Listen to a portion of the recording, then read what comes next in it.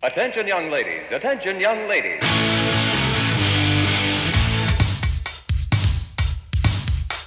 Attention young ladies, attention young ladies. In a time when hats were hats, I had no Canadian flag, just a sign of Dave and Roger, too scared to purchase larger. When I walked through the Clyde Valley, in the shadow of fiery Jack, power, fear no evil, wrapped in the Canadian flag. The light is on the way, the light is on the way, the light is on the way, the light is on the way. Away from the numbers, away from the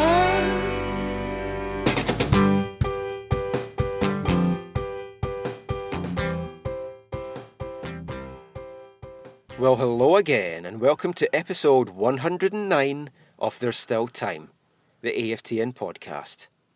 I'm Michael McCall. And I'm Steve Pender. And we're bringing you the first of our Canadian Women's National Team specials.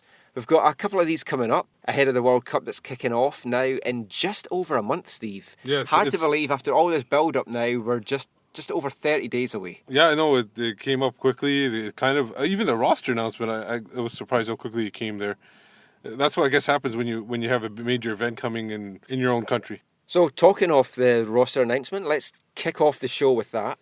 Canadian Women's National Team roster was announced on Monday the 27th. I'm not going to go too in-depth with it in this episode because we've got a lot of interviews coming up with the girls.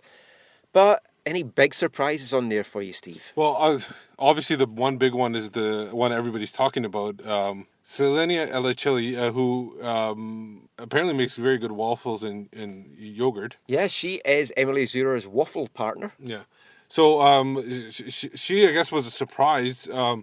She's made a couple of friendlies here and there, but a lot of people saw her as somebody who was a little older, who was less experienced, and they had other people in her spot. But from the way John Herdman talked about her in the presser, she actually earned her way back on after being dropped in December. Yeah, I mean, she's only made 4 caps. She was a part of the team going way back.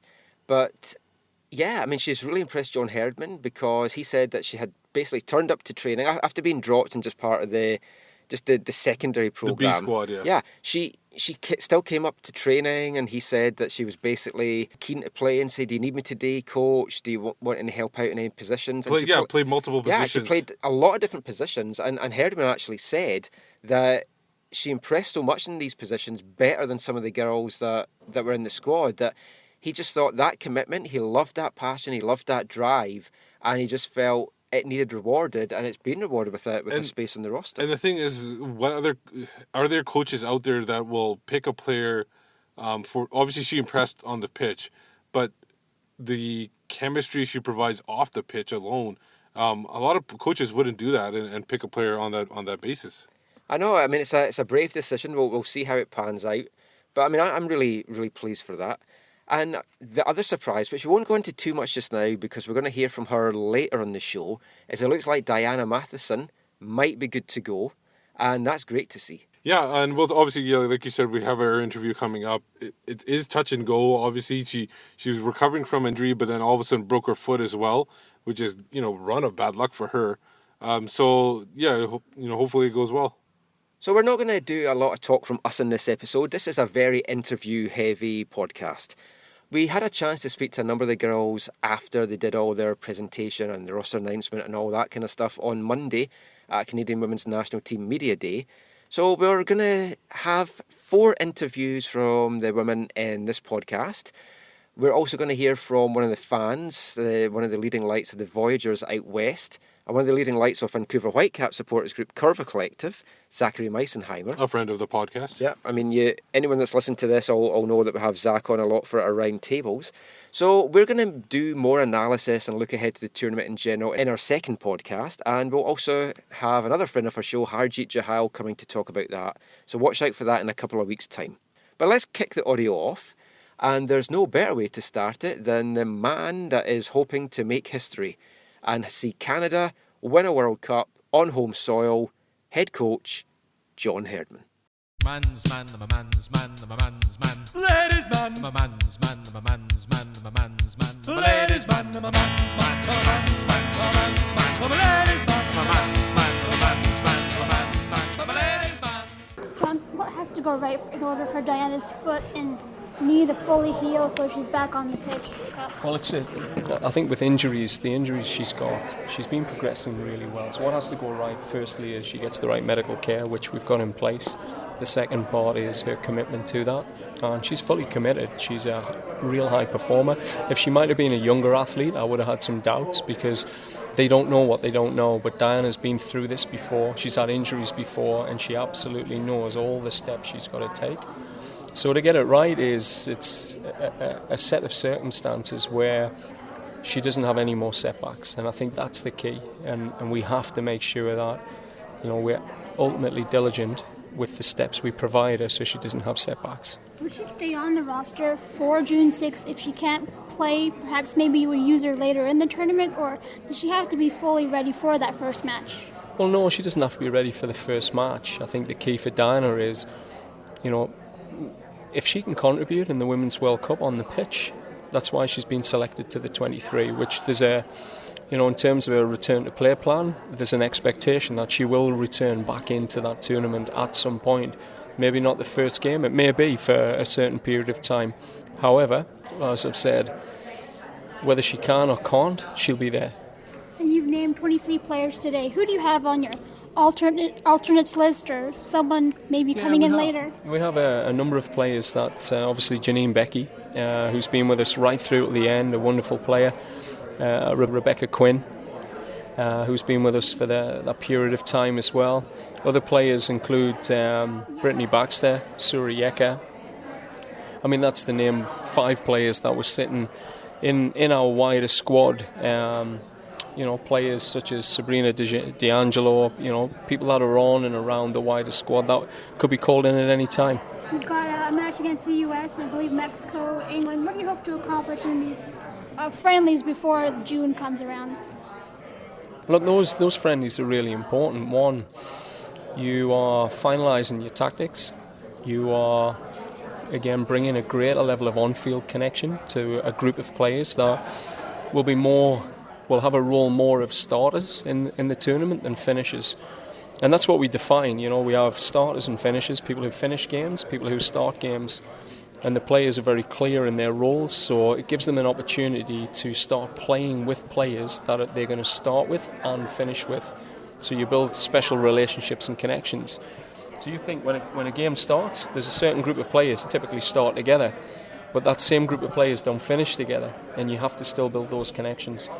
John, as a proud Geordie, what's gonna have the hair standing on your back of your neck the most? Leading the team out at St James's Park, or that first game against China? Look, the anthem. It's going to be the anthem. In every time that anthem plays, it gets us, and it gets this team. It really tunes us into something about what our purpose is in life. And you hear that anthem, it's like listening to a local hero played when you're waiting for the Magpies to come out the tunnel. But nothing's ever going to replace that. 55,000 people in Commonwealth Stadium, sea of red. Whew, man, that's going to be crazy. When you have to make roster decisions, when you have to name a roster, how difficult is it to tell players, sorry, you won't be joining this team at this time? Look, it's the hardest thing in the world. It's the thing that keeps you awake at night for a couple of nights, and for a couple of weeks you're stressing, you know, it's just the part of the coach's life. But the reality is you've got to do it properly, and that's what we always try and set a standard around how we handle and work with our players, because those girls, it wasn't that they're not good Canadians, and there's not daylight between them and player A, B or C. It's just these little nuances that you go, this is the difference, and then trying to describe that in a way that they can process it.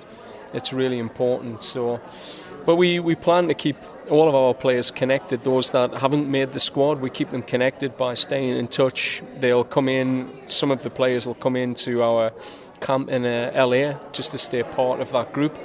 And that's important because, look, my Olympic experience was, as I said, we ended up calling on our alternates because players got injured in the first 2 games. And if they haven't been connected through your culture, you lose an opportunity. They're coming in cold now. That's right. Now, you talked about the young players having no fear. Jessie Fleming, youngest player on the team, obviously she's looked up to Christine Sinclair for years. How do you see that she's going to cope with the pressure when there's all those folk just rooting for her? But I think the young kids, they don't tend to over-process things. And the great thing with Jessie, she just had an under-20s World Cup in Canada.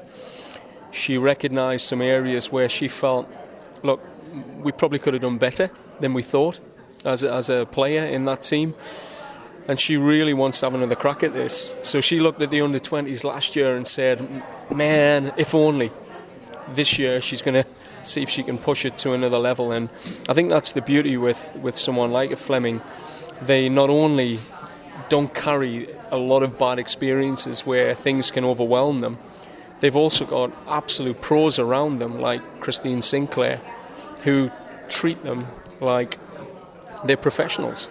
They don't get treated like younger sisters. They get treated like professionals that are helping the team win a World Cup, and I think that really helps too. Great, thanks, John.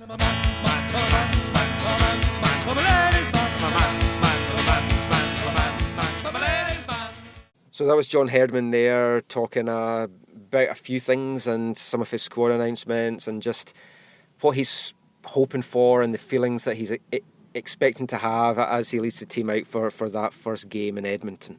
I mean, John Herdman has been a breath of fresh air for this team. He's just been fantastic. And as a lot of the girls will tell you when you talk to them, they just love the fresh approach that he has brought to the women's roster. After the downs that they had, crashing out so early in the 2011 World Cup, Herdman came in, the girls all love him, and they basically put their turnaround down to the way that he is coaching them. Yeah, and you'll hear that in all the interviews coming up. He seems like a godsend to come up after that 2011 World Cup. And you saw the impact he had in 2012 at the Olympics in London, turned that despondent team around to win a bronze within medal. a year. Yeah. And it was basically the same players too, almost virtually the same players. And he has kept the core group together. He's brought in a few new faces over the last couple of years, and they've gone on to really, really thrive. And I mean, it's going to be a sad loss when he does eventually leave the programme, and you have to think he will, because he's going to get offers after this World Cup. I mean, he's never going to leave the programme before a home World Cup. No, there were rumours that there were offers. People were offering him to move on before the World Cup, and he refused those offers. Yeah. So that's another positive thing on him. So you kind of have to think there's going to be some further offers coming down the line. But anyway, enough of Herdman. Let's start off our interviews with the players.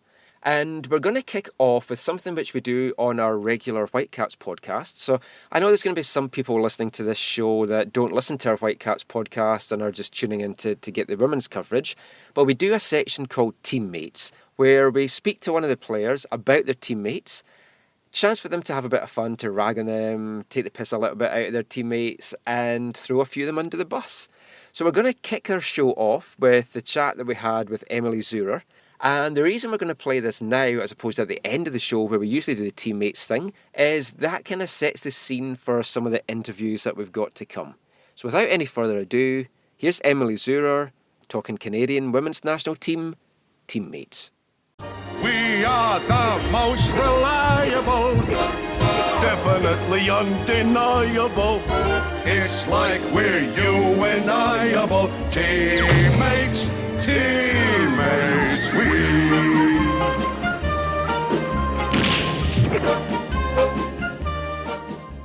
So we're joined now by Emily Zurrer for our first Canadian Women's Teammates section of the podcast. The first thing to ask you really, Emily, is who is the best player that you've played alongside with in your whole time with the Canadian Women's National Team? That's a really good question. There's been a lot of amazing players. I'd probably have to go with Christine Sinclair, the easy answer, but she really is incredible and she kind of deserves all the recognition that she gets, and I don't think she gets enough. She's the best, for sure. And if you look at the world game in general, just the women's side, who would be your dream teammate? If someone could become Canadian, which female player in the game would you love to be on your side? It's a really good question. There's so many. amazing players out there. Well, I will say one of my college teammates, Ella Masser, because she'll pay me to say this, so I'd choose her. I know she'd run through a brick wall for me. As for players I've played against, I'd probably have to say a few of the French girls. There are some pretty amazing players on that team. Maybe I'll go with Abelie. And who's your best friend on the team? Oh my gosh, this is another. I'm going to have to get them all to start paying me for this one, whoever's the highest bidder. Honestly, I could not choose just one. Like, these girls are my family. They're my sisters. They're all my best friends. I can't choose just one. Oh, right, that's the easy ones out of the way. This is the time you can have some fun now. Now, we know you all train hard, you all work hard, but who's the hardest worker on the training pitch? Who puts the most work in? Besides myself. You can say yourself for all these as well. The hardest, oh man, these are tough because everyone works hard. I'd have to say the one that sticks out is Erin McLeod. She's always working hard, not only on the pitch but off. She's one of those ones that does everything possible, and she's always on the go, always doing something to get better and to be the best in the world, so I'll choose her. And who's the laziest? Like, who off the pitch, not like on the pitch. Off the pitch. Like, who stays in bed the longest? You know what's funny? Like, no one's really lazy, but some people sleep more than others, and I swear to God, it's all the Italians on the team. Like, there's something about Italians. I hope no Italians out there get mad at me for saying this, but just the ones on our team, they might be a bit narcoleptic. They just fall asleep, and they can sleep in more than any of us. So all the Italians are the biggest sleepers, I would say. Not lazy though. Who's the quickest player on the team, would you say? Or who's deceptively quick? Deceptively quick? Well, Stinky's really deceptively fast. We have a lot of really quick players. Jose Belanger, super quick. Alicia Chapman, very quick. Myself, no, I'm just kidding. Actually, our goalkeepers are deceptively fast. I'll say that because we have our speed tests, and they're always, all three of them are always towards the top. So definitely that's the big surprise there. 3 goalkeepers the fastest. And who's the hard woman on the team? Like, if you were playing against somebody, who would you not want to come up against? Who's the tough tackler? Oh my gosh, Adriana Leone. She is feisty. Both her and Janelle Foligno are 2 of the feistiest, I'd say. We know you like to have a lot of fun in the dressing room and off the pitch, and we've seen all the videos, but who would you say is the main prankster? Who's the key joker? Who does the most pranks on everyone? We have a few. I like to pull a good prank once in a while. Robin Gale, she's definitely a prankster. She comes across as sweet and innocent, but she'll get you. Tank is another one. And who is the biggest moaner? Oh my gosh, the biggest moaner. I can't answer that. Okay, we'll try and get to the bottom of that. We hear a lot of music getting played on the videos and stuff that you guys have done. So who's got the best taste in music and who's got the worst taste in music? Okay, well, the worst is super easy. It's Rian Wilkinson. She listens to podcasts before games, so... There's nothing wrong with that. You're on one just now. I mean, besides the MLS podcast, that one's definitely okay.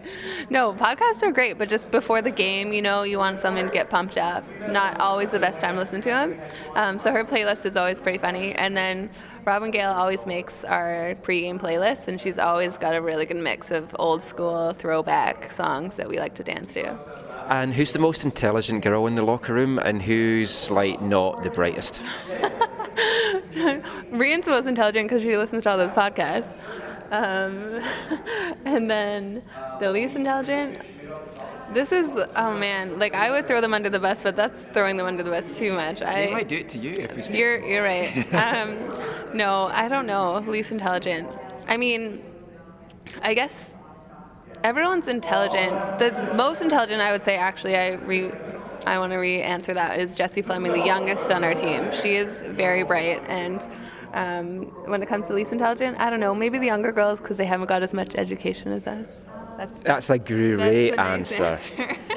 Last couple of things. Who's got the best dress sense and who shouldn't be allowed to go out without someone else helping them? The best dress sense. We've got a few fashionistas on the team. I like Kaylin's style. Janelle has good style. Carm and Erin and Tank have good style as well. And again, the worst dresser, I'd have to go with Rian.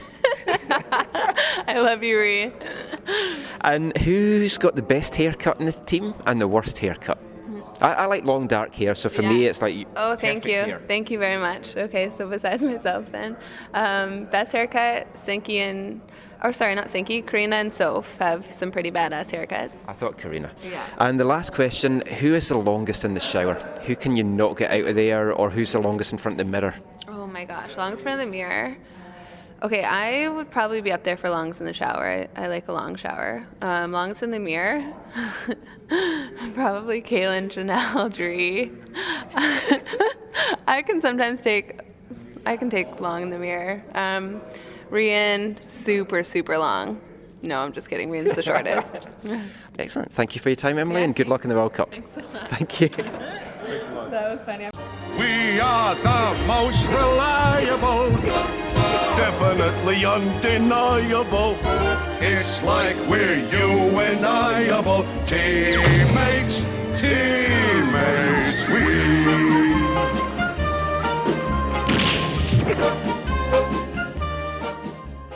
So that was Emily Zurrer there talking Canadian women's national team teammates. And as you can tell, we had a lot of fun doing that with her. Yeah, and she and as you can tell by they don't really want to rag on their teammates. It seems like they're very close knit.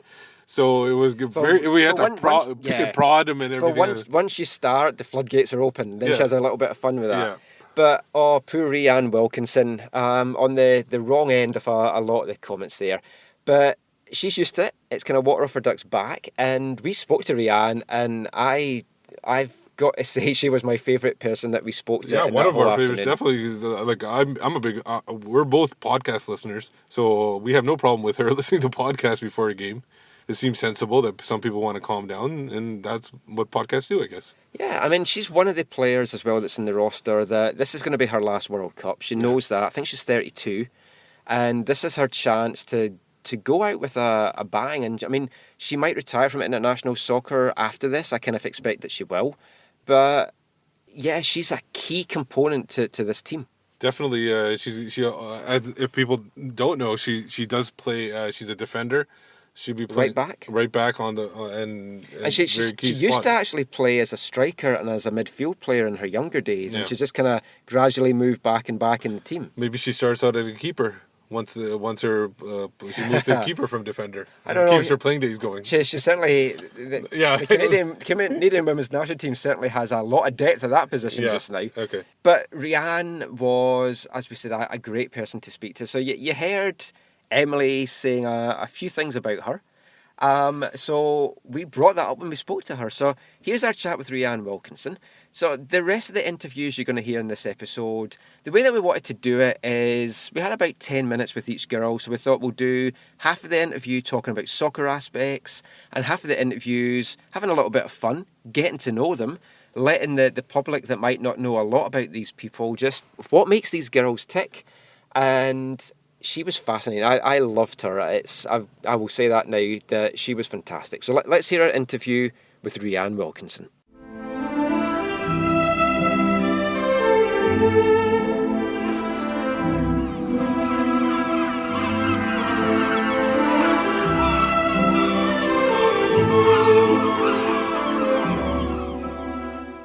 Okay, so we're joined by Rianne Wilkinson now. So first thing to ask you, Rianne, I know you're going to have been asked this ton so far today, but what's your thoughts on making the final roster for the World Cup? Well, I'm excited. I think John is very good at being open and honest, and everyone sort of had a pretty good idea of where they stood before going into those final meetings, which I appreciate. It's not always easy to hear, but he is very honest. But somehow you still always just need to hear it on that final day. So it was a great day. As one of the veterans on the team, and you've been at the World Cup before, you've been at the Olympics, everything like that, how special is it going to be playing on home soil for the first time, and possibly your last World Cup as well? I love how veteran is used instead of old. I'm older than you, so it's fine. You're young to me. Oh gosh, no. I've been on this team a long time, and I've had a ton of experiences, and I expect this to be the highlight of my career, and that is after an Olympic bronze. You know, I'm aware of how fortunate I am to be on this team and bringing this tournament, the World Cup, to Canada in front of my friends, my family, and my nation.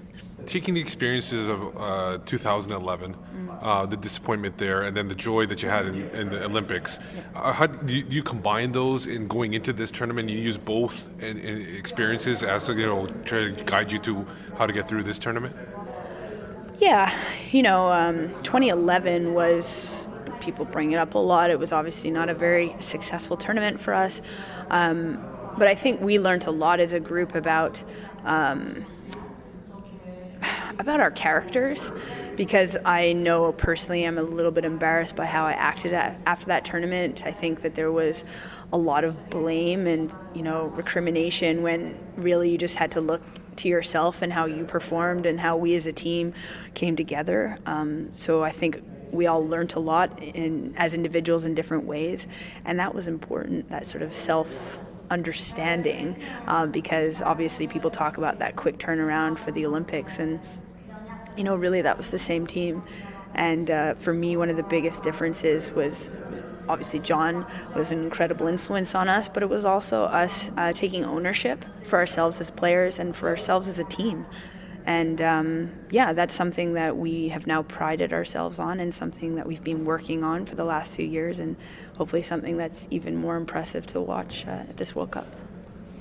Now, we do a teammate section, so we just spoke to Emily, so she was giving us some of the good gossip on you guys, and she said you like listening to podcasts, and that's like your pre-match playlist. So what kind of podcast do you listen to?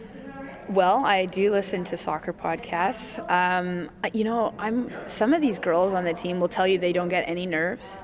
First of all, yeah, right. But I do. I get nervous, and especially when you're sitting in the locker room, you can hear the stands outside, and the pre-game talk is happening, and the nerves are starting, and I just want to calm down. And for me, that's not through loud music. It's not soft music. I don't want to go to sleep, but podcasts, I can absolutely disconnect and start listening to someone else and just put my mind at rest. And often, it's the one I have started to really like is Desert Island Discs from BBC, and they do these incredible interviews with people. So sometimes you're so involved in someone else's life and these amazing achievements they've done, and often just against these most incredible odds, they've achieved fantastic things. So for me, that's become a bit of a ritual to just disconnect and prepare in my own way. And I can run it out as soon as we have warm up, but it's just that time from the bus to warm up that I just need to be in my own space. Now, most people listening to this will have no idea what Desert Island Discs is, but I do. Yeah. So you're on the island. Yeah. What would you take then as your one piece of music and your one book? One piece of music. Okay. Or would it be a podcast? It would be a podcast. No, because I would know. Piece of music. I probably would choose Vivaldi, The Four Seasons, because as children, we were deprived, had no television, and my mother had very strict rules and she was careful with the music we listened to, but we had Vivaldi, and we used to dance around to The Four Seasons, going crazy for winter. I saw you dancing on TSN. Oh, geez. Okay, I was better. When I was younger, I think I was better. I've gotten worse. So that would probably be the music, and just happy memories of my family and growing up in a wonderful household. And the book. My father used to teach Ernest Hemingway, and I never, he used to talk about it. He used to make us watch depressing stuff. Oh my God, the old man.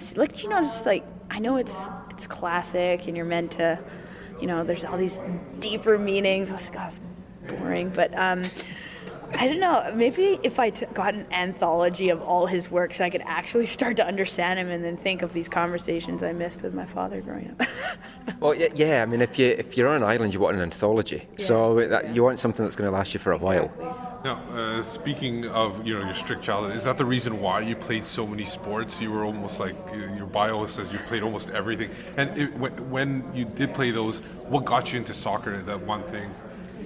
Yeah, strict. I think I'm giving a bit of a disservice to my parents. They were very, my father... TV seems strict to me. Yeah. My father was a professional athlete, and he actually coached Canada for rugby I remember coming home from school and all the other kids had this rule they had to finish homework before they could go outside, and basically our rule was you weren't allowed in for like an hour after school. It was just time to run around and get rid of that energy from being cooped up. And I lived in front of a park in Baie-D'Urfé, and the neighborhood kids just all seemed to be there, and we just played everything. I loved it. And soccer was just one of the sports I played. I have a twin sister and older brother, and we just did everything. It was, we swam in the summers. We played rugby because my dad made us, and soccer, and we did horseback riding when we were growing up in Wales. And I don't know, it was just a wonderful childhood to be able to participate in so many sports. And then slowly I chose soccer, which I find very important now because so many kids are having to choose when they're very young, and I never did. It sort of got whittled down as I went. I kept having to choose different sports. So, I played ringette and hockey, and I ended up having to choose one or the other. And I went with hockey, and then in the summers, I had to stop playing rugby because I didn't want to get hurt for soccer, and I stopped playing tennis, and I stopped swimming because soccer was getting more and more significant in my life, and I ended up choosing soccer. So I never got tired of it. It was always my choice. I was always playing with my friends, and I always wanted to practice because I still loved it. With the World Cup coming up, obviously the focus of the nation is on you girls, and it's going to be a lot of pressure. When you've got young people in the team like Jessie Fleming, what do you older people in the team, let's say that then, what do you do? Do you just put an arm around her and calm her down a bit, or do they not really need it? Because John kind of alluded at his press conference that there's no fear in these young kids. No, I mean, I've actually coached a lot of these young ones at the U20s last summer, and really they're just incredibly impressive young women, and they don't have any of the scars. It's actually the senior players that probably feel a lot more of the pressure. They don't get it. They don't understand that there won't be another one. No one's saying that to them either. You don't need to know that. It's a massive event. They're excited for the World Cup, but they're not scared. They haven't got those scars of getting kicked out in the round, in Germany. They weren't there. That doesn't mean anything to them. So yeah, we're there if they need us, and we try and always be someone they can come and talk to. But really, it's just incredible young women, and they always show us exactly how determined and how excited they are on the field every day at practice. Just talking about the coaching side of it, is that what you're now looking to get into when you finish playing? Because you were with the under-20s in that World Cup. Has that given you a taste of doing this after you finish playing the game? Or is it journalism? Because I know you have your own website as well. Yeah. Dad writes on it. Is that something you're looking forward to? Yeah, I would never have said I wanted to be a coach. I have so much respect for coaches and what they do, and it was just not something I was very interested in. And then last year I sort of had a bit of a hiatus in my professional career and was given that opportunity to coach with the U20s. To be honest, it was more of a mentorship role than a coaching role. I tried to, help out where I could, but that's really what it was. I also took my UEFA B license out in Wales, and I got an idea, a glimpse into the world, and it's exciting. Whether that's what I'm going to do, I don't know yet. I've come to a point where I don't say things like that anymore, that's what I'm going to do, because that's never how it turns out. I just sort of follow the opportunities as they come and try and make the most of them. Journalism is something that I do enjoy. I do like writing, and I do appreciate the constant nagging from my father to write journals for his website, because it keeps me up with my writing, and to be honest, there's not much opportunity to continue writing and to keep my grammar and thoughts in line. If you want to write for us, I'll give you a card. You can write AFTN.ca. We're looking to get some more women's coverage. You're welcome to do that. Okay, see, these things come out of Yeah. We have no money to we can't pay you anything, but we don't get paid for it either. Yeah. Now, the women's team, the Women's World Cup, you're going to have a Panini sticker album, which you also had in 2011. Do the players care about stuff like that? I've collected that since I was a kid, and I find it weird. I've got the Mexico '86 one and the Canadian teams in that, and now I'm hanging around with the guys that I used to collect the stickers and stick it in. I mean, do things like that, does that excite you a bit more? Do you kind of feel that the women's game's making a bit of a breakthrough now that you've got that? Yeah, the Panini stickers, I remember in 2011, everyone was talking about it. And, I think for Europeans, that is a big deal. And for us, we have no idea what it is. Like, it's really not. It's cool. I think I had my own sticker for a while, which was kind of weird, just walking around with my sticker. It is, though, a breakthrough, I think. In Europe, it's definitely a male-dominated sport. And slowly you're seeing to see the women's game take foothold there. I think in North America, we're further ahead in that way. It's just a good step for women's sport. Thanks so much for joining us, Rhian. Good luck with the World Cup, and we hope we'll talk to you after it when you've won it, and we'll give you our cards you can write for us. Excellent. Thank you very much. Thank you. Thanks, guys.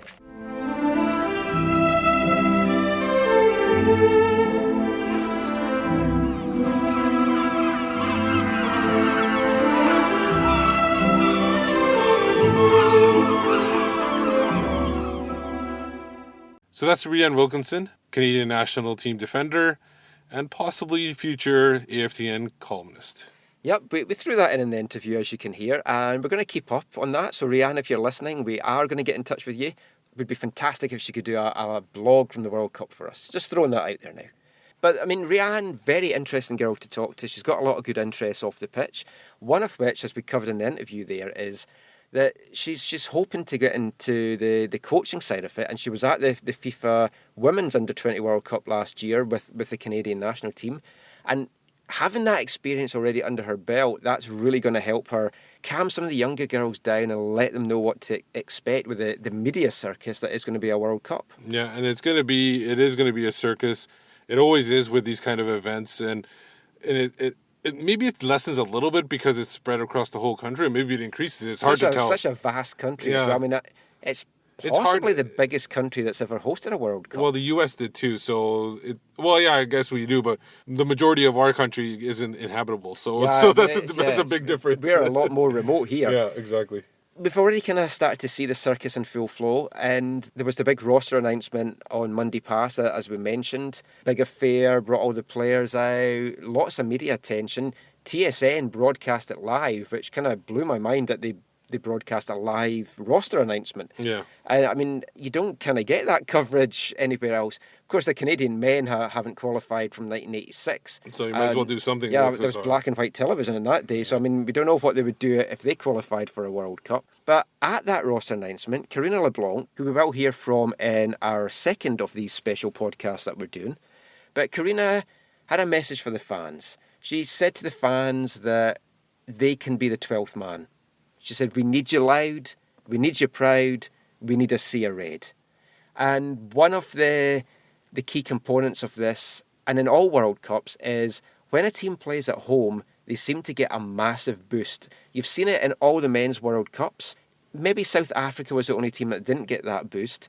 In the women's side, though, Germany didn't get that boost. The pressure was maybe a little bit too much for them. But it's important that the Canadian girls know that the fans, the country, is behind them all the way, every step of the way. And leading that kind of fan charge is the supporters group for the Canadian national team, the Voyageurs. Yeah. And Steve, you had a chance to speak to one of the leaders of the Voyageurs out west, as we said at the start. Spokesperson, you can kind of say. Obviously, yeah, he doesn't like being classed leader. But the Voyageurs obviously are more of an Ontario-based, but there are Voyageurs all across the country. Because the Canadian men never play anywhere apart from Ontario. But the people who started it were out in Ontario, but they have had people who speak and organize on their behalf out west as well, including people from the Curva and Southsiders. And one of those guys out here in Vancouver is Zachary Meisenheimer. So, Steve, you had a chance to speak to Zach just after the roster announcement, just about the Canadian women's national team squad, what we can expect from the Voyageurs and what support they're expecting, and just what his hopes are for this World Cup in general. So here is Zachary Meisenheimer.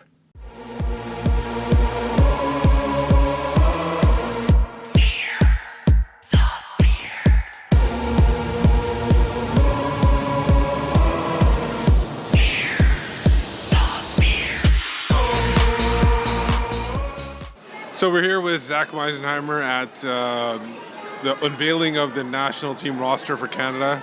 Going to be playing this summer at the World Cup. Zach, first of all, your initial thoughts on the roster and what did you think of it, the event?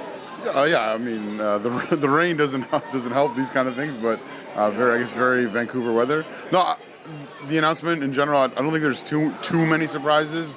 I think, you have the one player with the 4 caps. I don't know how I'm going to pronounce IHL, yeah. So that's maybe a little bit surprising, and that, I mean, I've heard that maybe that speaks to a little bit of chemistry and that kind of team dynamic and maybe a little bit of who you're connected with.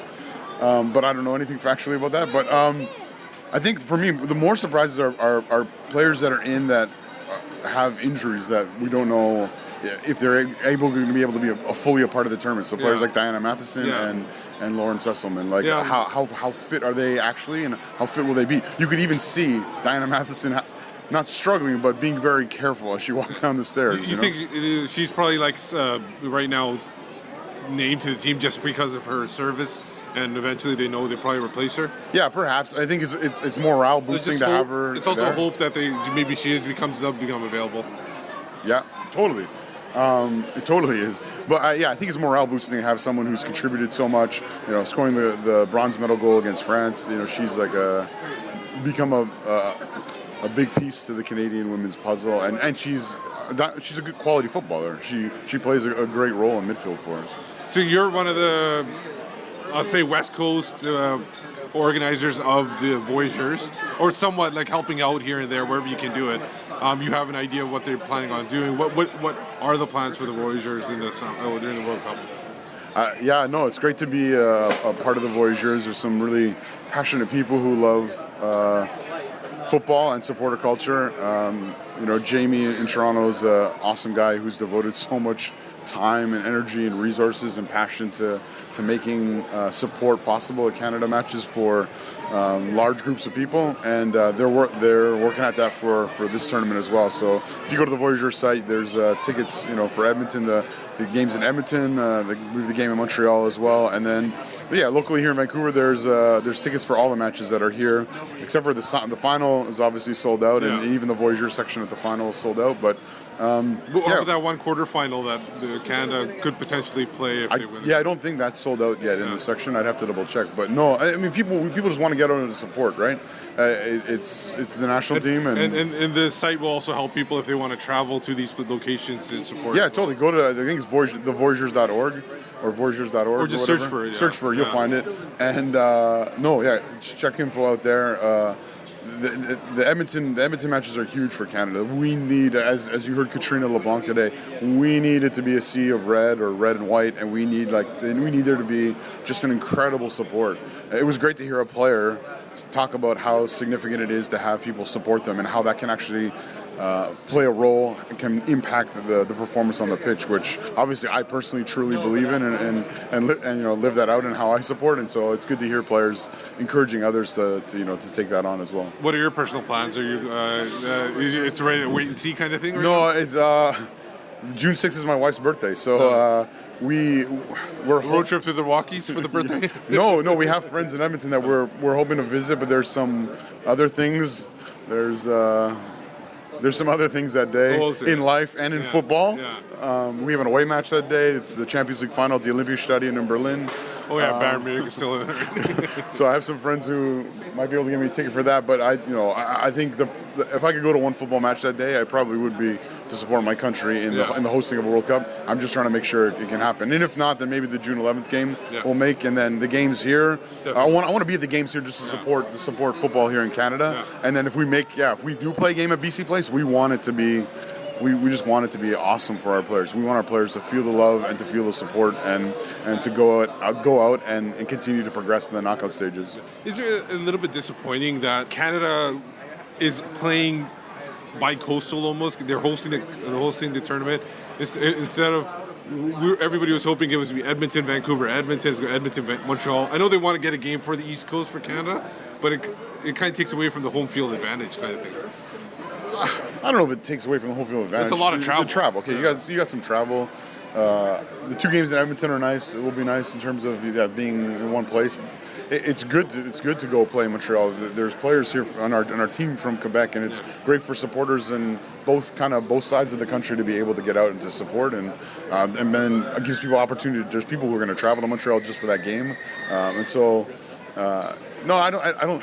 I hear you on the travel thing, but I don't think it's the end of the world. People will talk about it, I'm sure, especially in the build-up and all that kind of stuff. But I think the players and the people involved with our women's team are going to see it as an opportunity to help get the whole country on board and supporting them. So I'm going to put you on the spot. Obviously, it's a long way off right now. Where do you think Canada finishes? How well do you think they do? How far do they advance? The bronze medal in the Olympics. Obviously, it's a bigger field here in the World Cup. A lot of teams that weren't in the Olympics. So where do you think they finish? All I'll say is this: if we can top the group, I think we can get out of the group. But especially if we top the group, I think that the opportunity to go far is very real. I think that finishing first in that group is key to that, but for not just playing here in Vancouver, but for who they'll face in the round of 16. But I think it's pretty. I think when you're hosting a tournament like this, when you host a tournament like this, it's incredible to see the momentum that can happen for the host. Having been in Germany during the World Cup and seeing how it propelled them, maybe even beyond their skill in 2006. And then you see it all the time in the World Cup. Teams that host that are not that great, like they still get out of the group. They still progress on the knockout stages. Look at South Korea 2002, for example. Yeah. They had no business being in the semifinals, but they were propelled by a nation. Mass will agree with that. And for real. And so we have an incredible opportunity to help propel our nation, our women's football club to into the knockout stages and beyond. And so I think if we top the group, I think possibilities are limitless. Perfect. Thanks a lot, Zach. No problem, Spenty.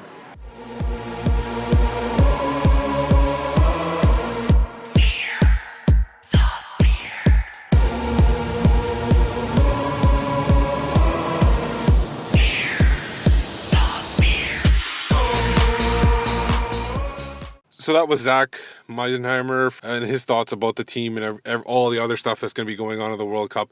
It was the announcement itself. It was pretty good turnout. Obviously, it was a rainy day, and it was a Monday as well after the Canucks got eliminated. So you don't expect a total turnout, but there were enough media there and enough fans there to make it a great event. Yeah, it was unfortunate in a way that some of the Canucks access, it was their last access of the season, clashed with the event. Right side by side, basically. So, I mean, that was a bit disappointing, but there was a good turnout. I didn't go down to it because it was raining. Yeah. And I wanted to watch it from the comfort of my living room, which I did. And the support, especially for young girls coming through, and I mean, you've got Jessie Fleming, who we will speak to in the second of our special podcast, but I mean, Jessie, 17 years old, she sat 4 years ago watching the Women's World Cup, 3 years ago watching the Olympics and watching these girls play at that event. And now she's part of it. And there's going to have been some young girls in that crowd, young girls watching at home, that are going to see that and they're going to be like, I want to play for this team. I want to be part of that. And I know in the past I've made jokes about women's soccer, but it is so empowering for girls around the world to have this. And the interest that is growing. As we spoke with Rianne, there's Panini stickers, which came out for the Germany one, and now we're going to have it again. There's coverage from TSN of roster announcement. In England, the women's game now has a weekly women's football roundup on BBC television. So the game is growing. These things are growing. And it's only going to make the teams get better. And that's the thing. The more better teams there are at club, but particularly at international level, the more countries that there are challenging to be the elite teams, then it's just going to get more interest in it. But for the fans, young girls especially, it's a huge thing. And you can't really, the problem is there's you can't be a snob about it. You have to understand that not all levels of soccer are the same. And it's taken me a while to kind of you can't like I've had issues where during last year during the World Cup, the men's World Cup, where after a morning of watching the World Cup, I went to the Whitecaps Impact game, and no matter how much I've tried to stay away from being like that, I couldn't watch that game. Oh, it was a dreadful game anyways. No draw, very little happening. Yeah, it was a dreadful game anyways, but it was just so boring compared to watching a World Cup. The difference in quality. But then you go to one of the Provincial Cup games, and if you go up with an open mind, they're exciting games to watch, and the people are playing at the best. Yeah, I've been watching B Cup action for the last few years in Provincial Cup, which is kind of on a level with my team of East Fife. But it's like, for me, once you have more teams than, say, the top 8 in the world, because I mean, some of the teams that are in this World Cup, they're going to get heavy defeats. You've got the likes of Thailand. I mean, do we know how good they're going to be? No. That's the problem. Good chance they're going to get hammered. I mean, when they come up against the big nations, that's when you see the gulf, and that kind of hinders the game because people look at that. It's like women's hockey. Well, hockey's like worse. Hockey's worse because there's only 2 teams, essentially, and maybe a third or fourth team that are getting closer. But in the Olympics, and it turns people off from the game. So, I mean... But you have to play these games in order to get other countries better at it. Because there are teams getting better. Mexico, they've improved so much. Other European squads have improved. You look at yourself, like you were talking about England. England's improved since... Scotland's improved dramatically as well, and just missed off for qualifying this time round in the final playoff games. So, I mean, it's going to develop. It's going to get better. And... it's good that the ticket numbers seem great. It looks like it's going to be a really successful World Cup. They are only like 50% off the tickets sold of what their goal was going to be. Yeah. I think it was something like 1.5 million was their goal, and they've sold 750,000. But as the event there's going to be a lot of walk up. Yeah. There always is. And there's people traveling still and stuff like that. There's probably people arranging trips from other countries. So let's get... we were talking at the beginning of the segment about Jessie Fleming. 3 years ago, watching the Olympics and the Canadian team there winning the bronze medal. Another player who was watching at home was Alicia Chapman. And she was probably watching from Europe because she was playing in Europe at the time. And Alicia just came into the reckoning last September or October time. Yeah, she was nowhere. She was to come into at her age, which is only like, I think she's 23. 24, I think. 23, 24 when she came in, maybe 23. But at that age to come in that late, a year before the World Cup, and actually make the team, very impressive. To come into a close-knit group of girls as well. So, to me, that's one of the fascinating stories of the squad. So we had a chat with Alicia just about all those things. It's like, did she think that her chance of playing internationally for Canada had gone? What it's like to suddenly get that chance and be part of all this, and what it's like trying to break into a squad of what is basically a really, really close-knit group. So let's hear now from Alicia Chapman.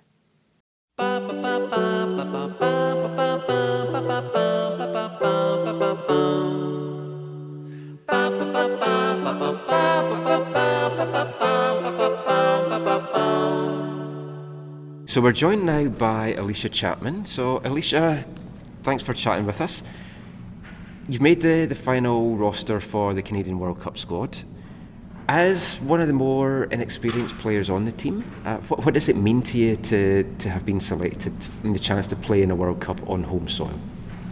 It's pretty crazy because I haven't been a part of the team for very long, but I do think I bring some experience also because I've been playing professionally for 3 years in Sweden now, and I knew a lot of the girls on the team already, but no, it means everything to me being able to play on home soil in front of my family and my friends, and I can't wait for the opportunity. So you made your senior debut last October. In this kind of day and age where it's more of the younger players that John's brought in to go with the core group, was there ever a stage where you thought your chance of playing for the national team had gone? Oh, for sure, because I wasn't invited to a camp for 6 years. So every day, I didn't think at all that I would be a part of this roster a year ago. It wasn't until last June where I got an email from John saying, "We're watching you," basically is what it said. We're watching you. That I thought, okay, maybe I do have a chance after all. But until that email, I didn't think it was possible. So. Now, prior to that, obviously you were talking about 6 years ago, but you did compete at a World Cup. Under 20s. Under 20s, yes, in Chile. And you won the gold medal at the CONCACAF qualification as well. Does that, at least, even though you haven't been with the team, that experience 6 years ago. Does that help you in preparation for that? I think it does, but this is a very different squad with different expectations. Winning the CONCACAF Gold was a great experience, and it's too bad that we didn't make it out of our group come the World Cup. But I think it did give me a little experience, but I want to have a better experience at this World Cup, that's for sure. Now, your mother's from Edinburgh, so I have to kind of ask you about that. When did she move over to Canada? When she was very young, like Okay. one or two. So. I mean, we talked about how late Canada got in touch with you. Did Scotland ever show any interest in you? They did. The head coach and the assistant coach, they're both Swedish, so the assistant coach actually came to one of my games, one of my preseason games last February or March or something like that. So they did show interest, but I think they were waiting until after World Cup qualifying to bring in any new personnel. So I never got that opportunity, which I'm grateful for. Yeah, because we never qualified, which of course. So the whole move into Sweden, what was behind that? I mean, why did you decide to go over to Europe as opposed to the NWSL route? Well, in the NWSL, they are only allowed 3 internationals, and I don't think there was much interest in me because I didn't have a lot of experience with national teams. So all I had going for me was my U20 World Cup, and that by the time I graduated, that was a couple years in the past. So people had kind of forgotten about me, and I had a British passport, so I was like, might as well go over to try my chances in Europe, and it worked out. So yeah, and Sweden's a lovely place. Now you are playing for the Houston Dash now, yeah. And your keeper is Erin McLeod. Mm-hmm. How is that familiarity with her going to help you on the pitch? You know, the experience of playing in front of her, her communication with you and everything. Well, Erin's a great leader, so her communication, no matter who she's playing with, is excellent, whether it's their first time playing together or not. She's just a great leader back there. So the more I get to play with her, the better. So we get to learn each other more and more. But no, it's great having Erin on both the national team and club team. Wanted to ask you a little bit about yourself, kind of off the pitch. So the bios on Canada Soccer tell you nothing really about the players. It's like or what you like to do. So it's like, I mean, it said you like watching movies. So I mean, what kind of movies do you like, or what do you mainly like doing in your spare time when you're not playing? I like watching, action movies. I like Denzel Washington, but probably more so than movies. I like hockey. I like watching hockey. And saw that you're a Ty Domi fan, and I'm a Leafs fan. I loved hockey before I moved over to Canada, and then I moved here and I don't like it as much. But Domi was my favourite. Yeah, I liked him just because he was like a little bulldog. Yeah. I don't know. I'm small. So, but I think I'm tough also. So I saw a little of myself in him, I guess. Do you get a chance to watch many, like get to any Leafs games, or have you gone to watch the Canucks here? I've been to a couple Canucks games, but I haven't been home very often for Leafs games, and tickets are a little pricey. So yeah, to pay to watch the Blues is not really probably that enjoyable. No, but that's all going to change. Yeah, we're going to gang up on you here. It's going to change soon. Go Leafs, go. The sad thing is, like in one of my rooms, I've got pennants for all the Stanley Cup wins, and the last one is 1967, and I was born in 1968, and it's like nothing since then. It's okay. There will be the Stanley Cup. Toronto will win it before both of us die. I promise. I will keep this, and I will hold you to that, and I'll send you a message and go, see, you were right. Now. You're one of the new ones coming into the team, and a lot of the team's been together for years, so it's a really close-knit group. Has it been hard to kind of come into the group, or have they been really, really welcoming to you? Well, I was worried about that. Like, when I first came in, I was a little intimidated that's how it would be. They wouldn't be very welcoming, but everyone was super nice right away. And that made it easier for me to perform well in practice and, gel with the team on and off the field. So, no, everyone was really welcoming. It was great. And who's your roommate? Jose Belanger. Right, we'll have to try and speak to her and find out things about you. Can you tell us anything about her? Because we're doing a teammates thing where we're asking folk. So, what can you tell her? What's her worst habits? Her worst habits? She doesn't really have any bad habits. She's I know it's true though, and you know, she's got the hookups for the maple butter, and because her family has a sugar shack, so you know it's been quite excellent having her as a roommate for that reason, for even just that reason alone. We get along really well. So. And when the World Cup kicks off, what's the one thing at the moment, like looking ahead to it, not looking about how far Canada could go or how well you do personally, but what's the one moment that you're most looking forward to? Is it walking out for that first game, or is it something else about the whole tournament? Yeah, I think it's walking out for that first game. I just hope I don't get, you know, too emotional, start crying and stuff when national anthem plays. But no, that's probably it. First game, walking out there, you know. Now, this morning when you walked out, did you leave your mascot behind? She let go of my hand, and then like I turned around. I didn't know where she was. She like blended in with the crowd, and then I went in line, and then 10 seconds later I see her running by me, and I'm like, oh no, that looked quite bad. Yeah, because I never made it down for that. I was watching it on TV, and they were focused right in on you when that happened, and you were like, She let go of my hand. I'm like, I don't know where she was supposed to be leading me, mind you. So I mean. No, she was cute, though. Don't do that when they're leading you out this time, then. Well, it's been lovely talking to you. Good luck this summer. And we will hopefully talk to you after it when you've got a medal or two maybe to talk about. Oh, sounds good.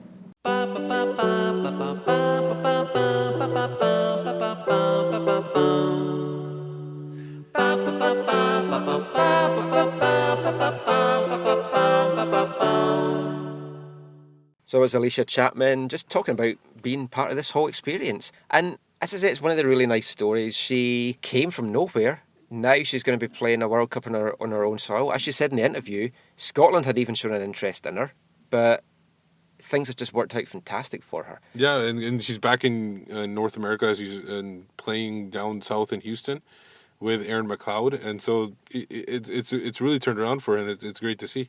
And of course, the other big story, which we alluded to at the start of the show, a great story.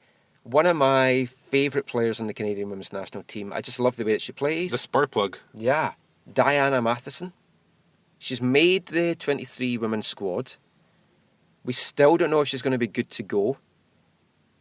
I have a feeling she might not be good to go for the group games, but that Herdman is looking at the second round quarter-final stage, and that if she has got a chance to make it to that stage, he's going to keep her in the squad. Yeah, I think so too. And the thing is she is upbeat about it. She is not down at all, and I think that's a lot to do with Herdman. We'll talk about that in the interview. One thing I want to share that obviously you can't see because it's a podcast, but after the interview was over and she was walking away, I think she was walking towards a teammate at another table. She had a limp walking, but she turned it into almost like a half pimp walk when she was walking a hip hop kind of walk, and she was grooving all the way over to the table. So she's definitely in a positive mood. So I don't think that's gonna be one of the effects. Like, it won't bring her down or anything like that if she's not able to suit up at the first 3 games and she's just available for the knockout. And as Herdman said, she's the kind of player as well that if she feels she's not going to be good to go, she's going to tell him and she's going to give that jersey up. And he has 24 hours before the first game to make adjustments to the roster. And she's valuable on the bench too, because she could come in late and affect the game. And for anyone that doesn't know, we're just assuming everyone knows what happened. She had an ACL injury last year. She was rehabbing on her way back, but at training, she then suffered a setback when she injured her foot. And it's going to be a long road to recovery. If she can do it, it's going to be a fantastic turnaround, a great story. And we won't talk anymore. Let's just hear from her just now. The wonderful Diana Matheson.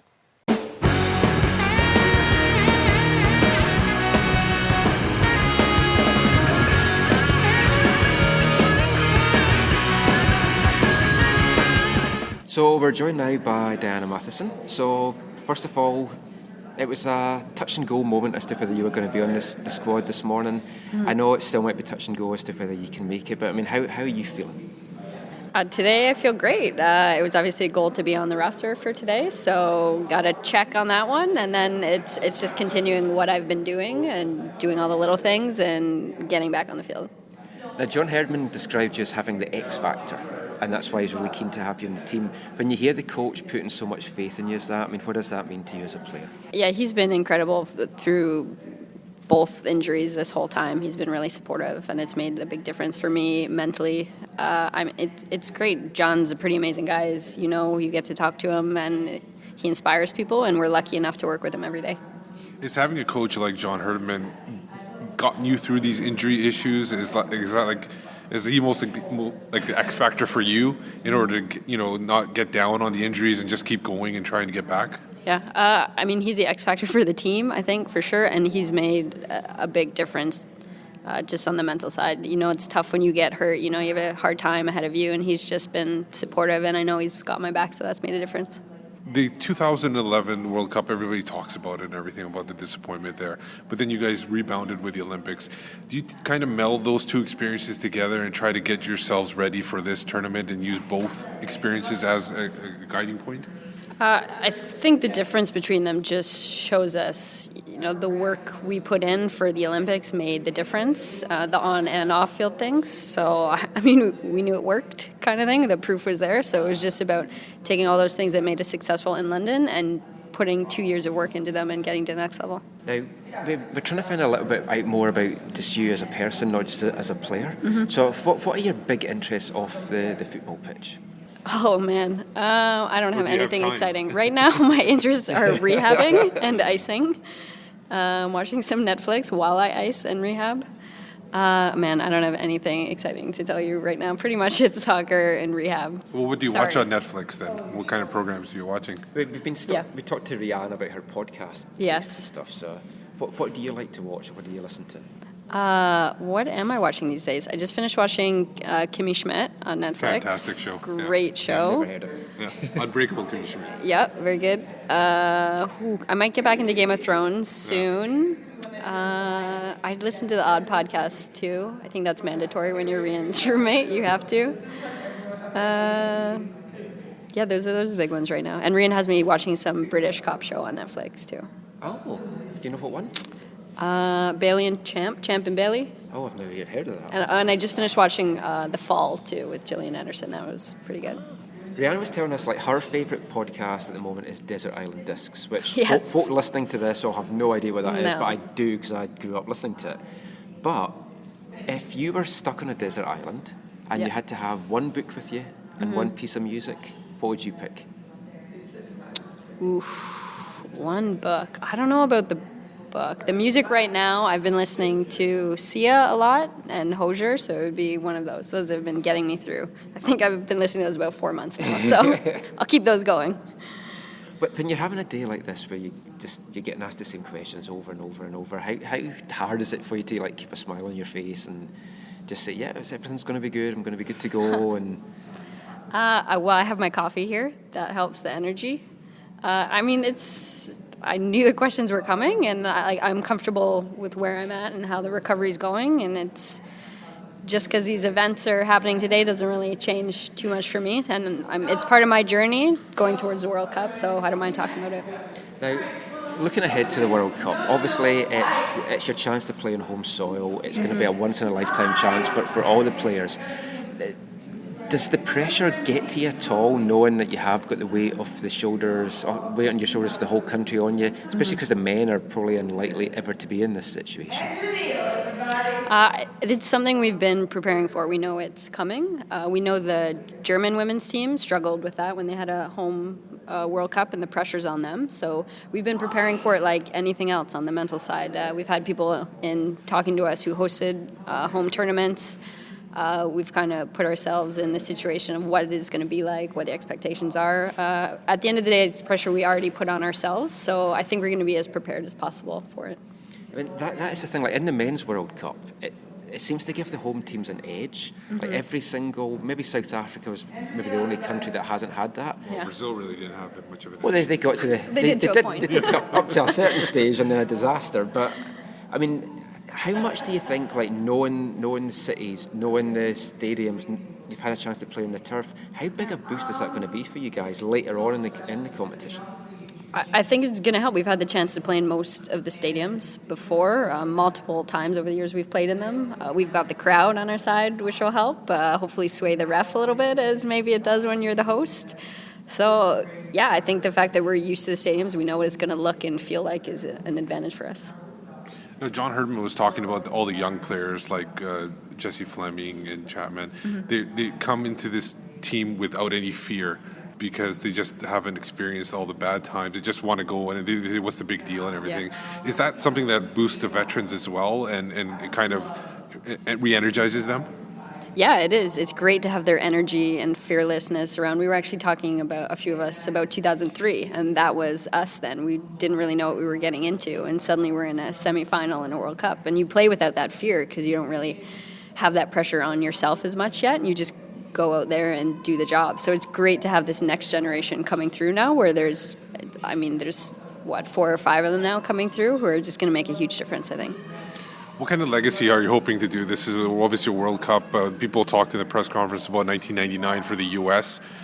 This will be obviously big for Canada. What kind of legacy are you hoping for to put to the future girls that are going to be playing on this team?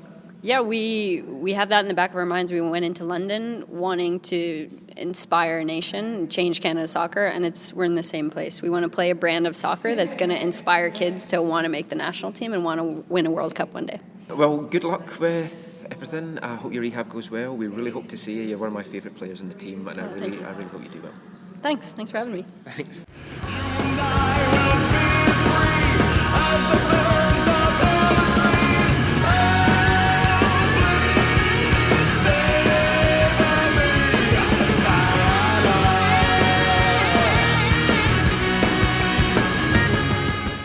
So that was Diana Matheson there, just talking about her struggles, what she's hoping for, a little bit of personal side to her as well. She's such a bubbly girl that she's going to be a great asset to have in the locker room as well. And one thing we never asked her in the interview was about her goal that won the bronze medal. Yeah. It was after we spoke to her that I realised, I forgot to ask her about that. But she probably was asked that 20 million times. You could probably hear it in everywhere. Exactly. And that was the thing. These women did hours. I mean, they were up early for the roster presentation, then they did media for about 6 to 8 hours. And between the announcement and the media, they were signing autographs too. So there was a very little break. They did it with a smile on their face the whole time. They must have been asked the same question, I don't know how many times over the course of the day. It was infectious talking to them. Yeah. And for me, it really got me excited for the World Cup. And that is saying something, ladies and gentlemen. Because as I say in the past, some of the group games, it's hard to get excited about Cameroon versus Ecuador, but hanging around with the Canadian women's national team, just their spirit, their attitude towards everything, it's hard not to get excited, and it's really hard not to root for them. And they were all a pleasure to speak with. We had a lot of fun with them. They really liked our interviews as well. They liked that we weren't just asking the soccer questions, that we were asking a little bit about themselves, having a bit of fun, giving them a chance to laugh. And a lot of them stayed and chatted with us once we'd finished as well, which was great to see. So that is really it for this episode. But before we go, one final fun section, which we're just calling Jam. What's your favourite jam? Traffic jam. What's wrong with raspberry? What's wrong with plum? How's about a blob of elderberry on a scone? What's your favourite jam? If I was to ask you, Erin, what your favourite kind of jam was? Jam. Yeah, if you're having a scone or something, you have to get some jam, what would you pick? I would definitely pick cranberry jalapeno. Yeah, I like the sweet and spicy. Yeah. Everyone so far said raspberry, which has just been bizarre. Oh, really? Yeah. You're the first one with something different. Yeah. No, that's totally my favorite. That's probably the keeper. Yeah, totally. The weird. Yeah, totally. Yeah, well, that's my favorite. So we're joined now by Karina LeBlanc. What is your favourite jam? Like if you had a scone, you would spread some jam. See, I love. I thought you meant, oh boy, I was going to go with my you're going to go song. music again. I was like, my jam had to be reggae. Spread. My favorite spread, I guess you got to go with strawberry, you know? Okay, everyone is going raspberry, so that's good. You're yeah, well, you haven't figured that out by now? Erin was cranberry and jalapeno. Yeah. So I thought it was a goalkeeper thing. Yeah, no, I just if you do peanut butter and jelly, you just go with the jam. It's pretty basic. You know, I like basic in few things in my life. So we're joined now by Jessie Fleming, the youngest player on the Canadian Women's National Team roster for the upcoming World Cup. What is your favourite kind of jam? To put on it like a scone or toast or something like that. Just classic strawberry jam. Excellent. So we're joined now by Desiree Scott, and first thing to really ask you, Desiree, is if you were to have, say, a scone while you're having afternoon tea, what would your jam of choice be to spread on it? Good one. I'm going to go with raspberry. This is weird. You're our fourth person that said raspberry. Really? Raspberry 4, strawberry 3, and which player do you think said cranberry and jalapeno? Carmelina Moscato. Erin McLeod. Oh, interesting. They both have, they're both interesting, yeah. I was going to go with strawberry, but I think there's something about the seeds in the raspberry jam that just brings a little different flavor. Likes the seeds. What's your favourite jam? So that was us jamming with the Canadian Women's National Team, and you heard there from Erin McLeod, Karina LeBlanc, Jessie Fleming, and Desiree Scott. And we'll have more jamming with the Canadian Women's National Team in the second of our Canadian Women's National Team podcast specials. It's a bit of a mouthful trying to get that out. So that's it for this episode of the podcast. We're going to be back with another Canadian Women's National Team special in a few weeks' time, so watch out for that. But until then, and until we get back to talking about Whitecap stuff, Steve, let everyone know where they can find you online. You can find me on Twitter at WhitecapsBeat. And I'm Michael McCall. You can find me on Twitter at AFTN Canada.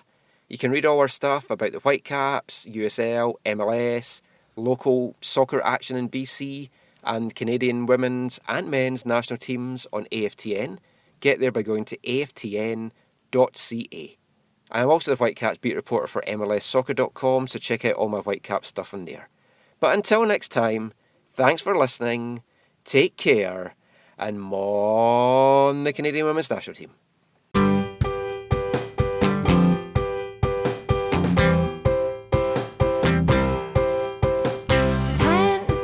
minutes left. Yeah,